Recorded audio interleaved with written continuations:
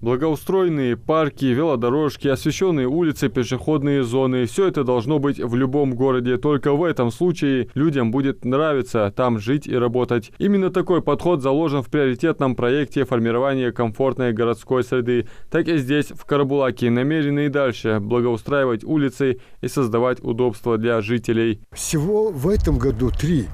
В этом году вот именно вот то, что Мира, Цычоева и Дьякова, а также еще 4 улицы в 2025 году. Это Джабагиева,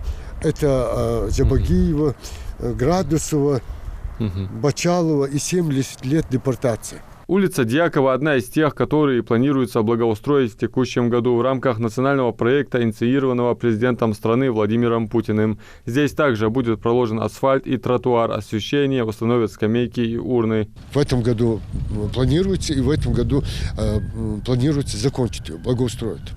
По улице Дьякова располагается детский сад номер 5. В непогоду для родителей, пришедших забрать ребенка, приходилось преодолевать лужи, грязь. Парковочные места ограничены, а отсутствие освещения и тротуара только усугубляли ситуацию. Конечно, это большое значение имеет для детей и для их родителей, потому как было очень сложно подъехать к зданию, было очень сложно найти грамотный подход.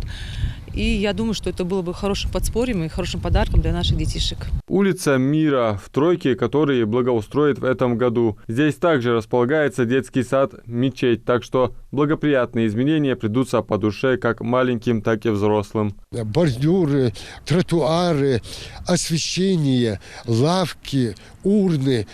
Ну, все то, что в данной ситуации и в данный момент для комфортного проживания, для комфортного осуществления своих каких-то бытовых нужд людям необходимо. С 15 марта по 30 апреля пройдет онлайн-голосование, где жители могут выбрать понравившийся им дизайн-проект всех 7 территорий. Их будут благоустраивать в следующем году.